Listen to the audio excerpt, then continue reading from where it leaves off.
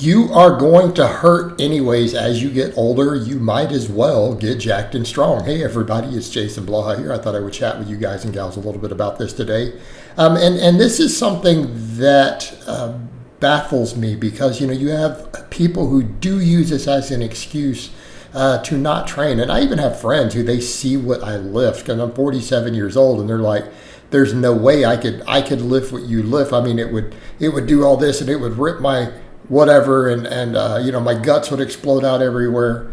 And I'm not exaggerating. I've had people I know say silly things like that. I mean, literally that extreme of statements. And to me, I just kind of laugh because I'm like, you do know you make very small increases, right? You start with 50 pounds before you get to 500, okay? You probably need to do 55 and then 60 and 65 over the course of months and years before, you lift 400 or 500 pounds on an exercise. It's not how it works. But the other thing that people think about is they're like, but this person who lifted got injured. And it's like, okay, but I want people to step back and think about what you see in the general population with people who are aging versus lifters. And just look at it statistically. Yes, do sometimes people get hurt lifting? Yes. Can it be largely avoided? Yes. And it's not because they lifted heavy. It's usually overuse issues, maybe some bad technique, excessive amounts of really heavy lifting. Notice most of my lifting is fairly light. Light being relative, obviously. Some of my 15 rep sets are going to exceed a lot of people's 1 rep maxes. But I only do a small amount of really heavy work. And this is one of the keys I found for longevity under the barbell. It's not the amount of weight on the bar. It's oftentimes how you lift it and how much volumes you were trying to do with the really, really heavy weights, combined with bad technique, right? Overuse and bad technique is a bad combination. All right, now that aside though, when you look at the rest of the population, how many people require orthopedic surgery who don't work out?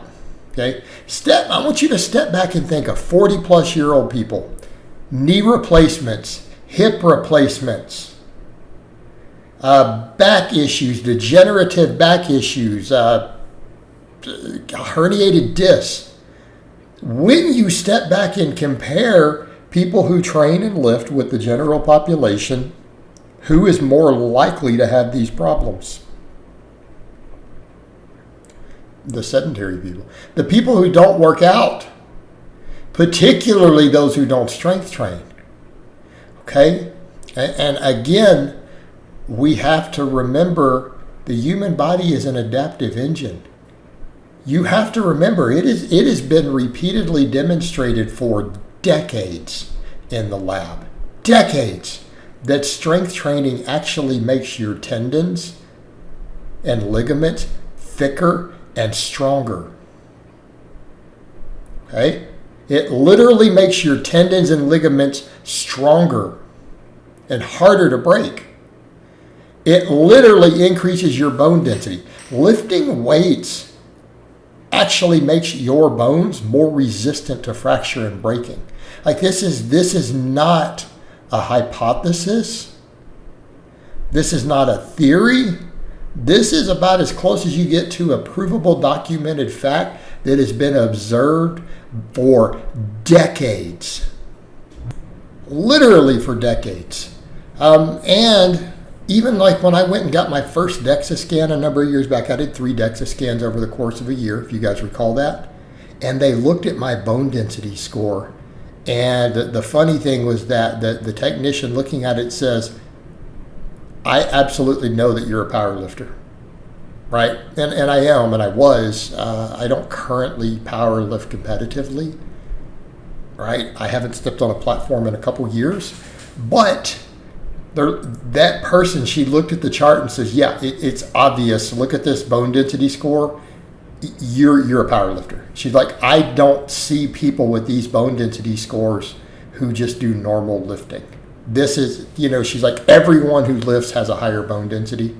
The heavier, the higher. She goes, but when I see scores like this, I know that you squat and deadlift 500 pounds.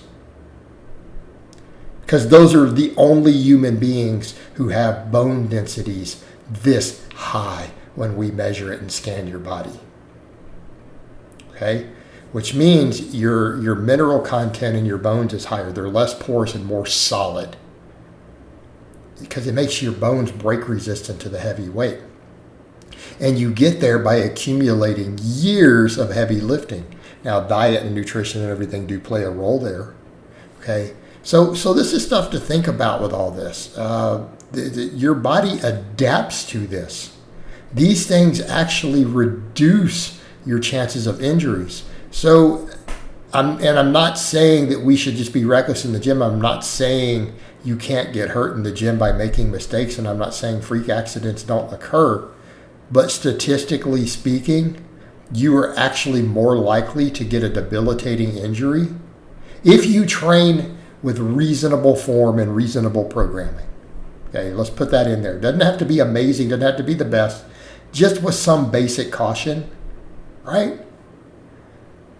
You are more likely statistically to get a crippling injury and a car wreck on your way to or from the gym than you are in the actual weight room.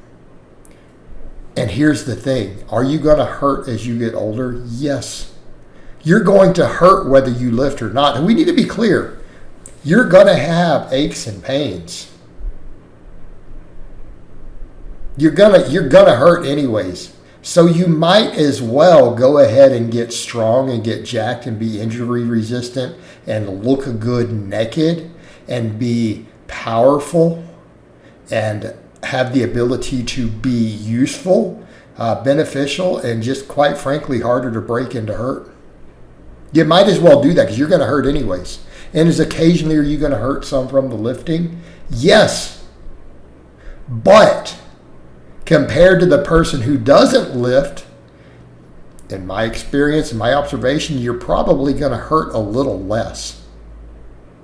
You're going to hurt a little less. And again, a lot of the pains that we get from training can be offset. They can be offset with other lifestyle factors, your diet, your rest, your sleep, things like soft tissue work, recovery methods, okay?